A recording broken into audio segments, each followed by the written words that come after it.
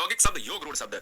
ऐसा ट्रिक बताऊंगा दोस्तों जो आप भूलना चाहोगे नहीं भूल पाओगे। एक और बात बताना चाहता हूं कि 12 से 13 वीडियो के अंतर्गत हम पूरा हिंदी क्लियर कर रहे हैं आपका, यानी बिल्कुल निःशुल्क नोट्स प्रोवाइड कर रहे हैं, जिसका लिंक प्रोवाइड यहां कर दिया है हमने नीचे कमेंट बॉक्स में प्लेलिस्ट का। तो चलिए यहां पर इस चैप्टर को बहुत आसानी से सीख लेते हैं और लास्ट में हम टेस्ट भी लगा लेंगे, 10 क्वेश्चन करेंगे। और ये चैप्टर अगर कर लिया आपने तो 10 क्वेश्चन में 10 क्वेश्चन आपको कोई गलत नहीं कर सकता। देखिए यहां पर आपको एक हेडिंग डालनी है कि शब्द, ये क्वेश्चन पहले से यहां से बन जाता है, पिछली बार भी पूछा गया, क्या पूछा गया था मैं बता देता हूं आपको कि रचना के आधार पर शब्द कितने प्रकार के होते हैं, उत्पत्ति के आधार पर शब्द कितने प्रकार के होते हैं, इस तरीके से बहुत तरीके, व्युत्पत्ति के आधार पर शब्द कितने प्रकार के होते हैं। तो मैं आपको बता दूं कि रचना के आधार पर हम पढ़ रहे हैं आज, तो रचना के आधार पर जो शब्द होते हैं वो 3 प्रकार के होते हैं। पहला है रूढ़ शब्द, दूसरा है यौगिक शब्द, तीसरा है योग रूढ़ शब्द। और बहुत ध्यान से देखिएगा, एकदम से पेन कॉपी उठा लीजिएगा और लिख डालिएगा कि भाई रचना के आधार पर शब्द 3 प्रकार के होते हैं, शब्दों के भेद 3 होते हैं। अब रूढ़ क्या है, यौगिक क्या है, योग रूढ़ क्या है, आइए हम बारी बारी से एक एक चीज को जान लेते हैं विद एग्जांपल और विद ट्रिक के साथ। देखिएगा दोस्तों यहां पर सबसे पहली हेडिंग पड़ेगी रूढ़ शब्द।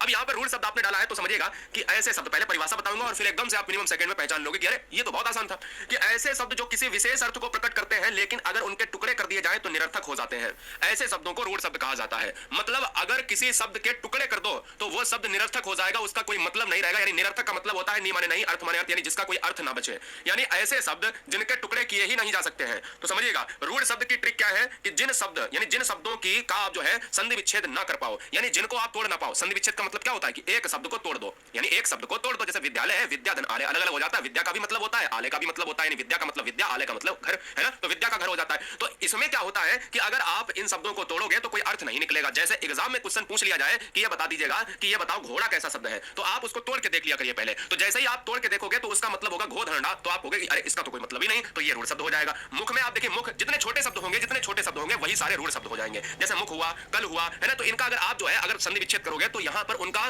कोई विशेष अर्थ नहीं निकलेगा, है ना। अब विद्यालय का करते हैं तो विद्या धन आलय, एक अर्थ निकल रहा है कि उधर आलय है इधर विद्या है। तो रूढ़ शब्द की दूसरी ट्रिक समझ लो कि जो शब्द जितने छोटे होंगे उतने वही जो है रूढ़ शब्द। रूढ़ भी तो छोटा है, रूढ़ छोटा है, रूढ़ में 2 अक्षर है, 2 या 3 अक्षर के शब्द जो है हमेशा आपको देखने को मिलेंगे रूढ़ होते हैं, जिनका कोई संधि विच्छेद ना हो पाए। जैसे थोड़ा सा एग्जांपल और लेता हूं, क्वेश्चन में कल को बोल दिया जाए, बताओ ये क्वेश्चन बहुत आता है क्या, ये वाला क्वेश्चन कहता है ये बताओ कि जल, एक जल पूछा गया, एक कान पूछा गया, बहुत कान ना कान तो बहुत आया एग्जाम में, कहता है कि जल बताओ कौन सा शब्द है। आप जैसे कहोगे जा धन ला, आप जा धन ला करोगे तो आप कहोगे अरे जा भी कोई मतलब नहीं है, ला भी कोई मतलब नहीं है, मतलब कोई मतलब ही नहीं निकल रहा है। तो जिनका संधि विच्छेद ना हो बेटा वो रूढ़ शब्द होते हैं। मा धन ला नहीं हो रहा है, डा धन ला नहीं हो रहा है ना, हो भी रहा है तो उसका मतलब ही नहीं, क्योंकि निरर्थक है पहले से। नल हुआ, कपि हुआ, आम हुआ, दाम हुआ, नाक हुआ, कान हुआ, बाल हुआ, वैभव हुआ, है ना, सैसब हुआ, ये जितने भी अक्षर हैं जिनको तोड़ोगे वो टूटेंगे ही नहीं। जबरदस्ती तोड़ोगे तो यही तो होगा कि नल को ना धन ला कर दो, जबरदस्ती तोड़ने वाली बात, और कर भी दिया तो दोस्तों ना का कोई मतलब नहीं होता, ला का कोई मतलब नहीं होता है। यही तो रूढ़ शब्द है, यही तो पहचानने की कोई दिक्कत नहीं होगी एग्जाम में। अभी जब क्वेश्चन करेंगे तो उसमें तो और अच्छे से समझ में आ जाएगा। चलिए यौगिक शब्द देख लेते हैं कौन सा है। यौगिक शब्द में आपको बताऊं बिल्कुल रूढ़ का उल्टा होता है। लो हो गया काम। रूढ़ में क्या होता था कि जिसका संधि विच्छेद ना हो, और यौगिक में क्या होता है जिसका संधि विच्छेद हो जाए, बस बात खत्म। जिसका हो जाए वो हो गया यौगिक, जिसका ना हो वो हो जाएगा रूढ़। अब समझो कि जो शब्द अन्य शब्दों के योग से बनते हो, जैसे मैंने कहा कि विद्या है दोस्तों, और विद्या और एक शब्द दोस्तों आलय है, आलय, विद्या और आलय को जोड़ दिया जाए वो विद्यालय हो जाएगा। बोलो सर यस या नो। तो हमने कहा विद्या और आलय को जोड़ दिया जाए तो विद्यालय हो जाएगा, तो यही तो था, एक विद्या था और एक आलय था, वो मिला दिया शब्दों का योग हो गया।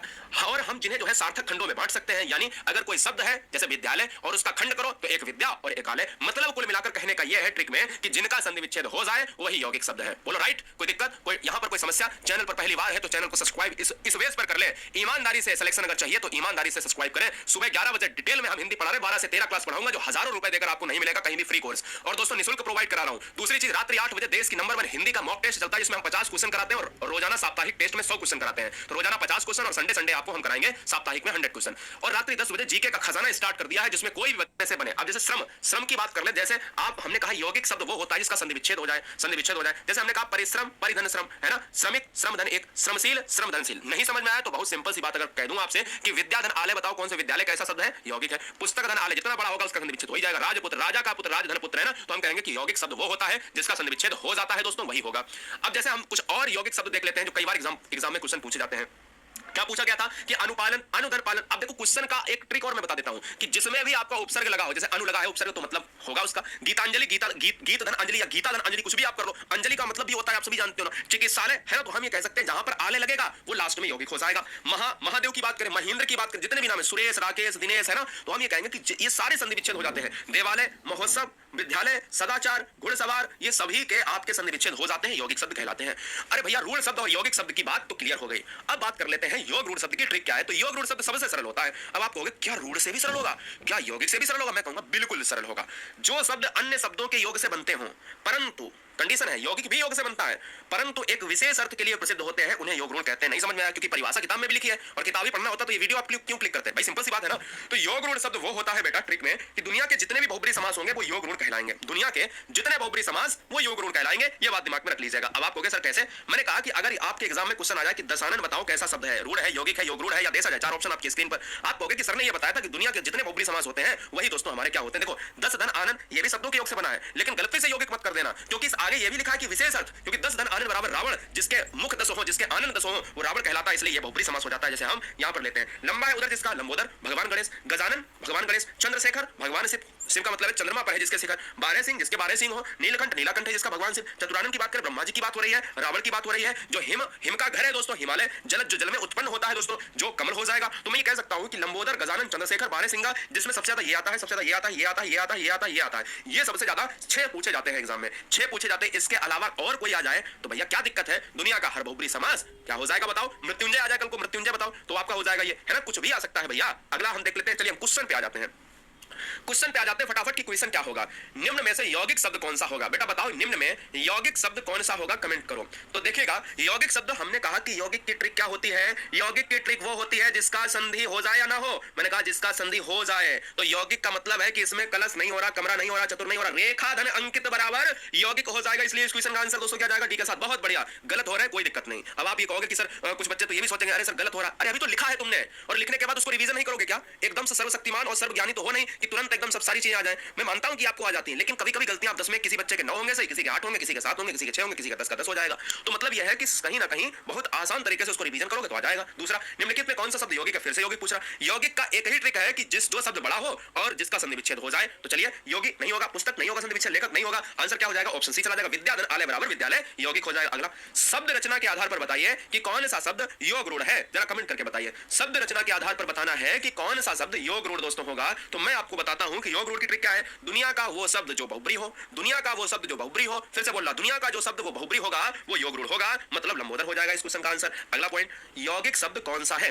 यौगिक शब्द कौन सा है, कमेंट कीजिए। यौगिक शब्द कौन सा है दोस्तों, लॉक किया जाए तो हम ये कहेंगे कि यौगिक शब्द जो है आपका कौन सा होता है? संधि विच्छेद वाला, और संधि विच्छेद वाला यहां पर आ रहा है पाठशाला, इसलिए ऑप्शन बी चला जाएगा। अगला, वीडियो को लाइक कर लेना जल्दी से। नोट्स बनाने के लिए फ्री नोट्स आपको मिलने 12 से 13 क्लास में, नीचे आपको लिंक मिल जाएगी, उसको क्लिक करके तुरंत नोट्स बना लो। अभी वीडियो स्टार्ट ही हुई है, हमने 2 से 3 वीडियो डाली हुई है, या आप बाद में देख रहे हो तो सारी वीडियो कंप्लीट हो चुकी होंगी। निम्नलिखित में रूढ़ शब्द कौन सा है? तो रूढ़ शब्द कौन सा है? तो भैया जो शब्द आपका संधि विच्छेद में ना जाए। अब ये क्वेश्चन कठिन है आपके लिए। देखो पहली बात तो मैं बता दूं कि जितने भी जा वाले मलयज, पंकज, नीरज, धीरज है ना, जो ये सब होते हैं कमल के पर्यायवाची होते हैं, और जो कमल का पर्यायवाची होगा बेटा वो कैसा होगा? वो बहुब्री होगा। बहुब्री होगा वो दोस्तों कैसा होगा? वो योग रूढ़ होगा। तो यहां पर वैभव इस क्वेश्चन का आंसर हो जाएगा, क्योंकि ऊपर के तीनों शब्द कैसे हैं? हमारे योग रूढ़ है। अगला, वीडियो अच्छी लगे तो लाइक और शेयर जरूर करना, चैनल को सब्सक्राइब जरूर करना। 10 है मुख जिसके, यानी वो आपका क्या हो जाएगा? वो बहुब्री समास हो जाएगा, और बहुब्री समास हो जाएगा बेटा तो वो कौन सा आंसर हो जाएगा? वो हो जाएगा आपका योग रूढ़ हो जाएगा, इसलिए ऑप्शन सी चला जाएगा। अगला क्वेश्चन, योग रूढ़ शब्द कौन सा है? फिर से पूछ रहा है योग रूढ़ शब्द कौन सा है, जरा कमेंट करके बताओ आंसर क्या होगा फटाफट। योग रूढ़ शब्द कौन सा है? तो दोस्तों यहां पर जो आंसर जाएगा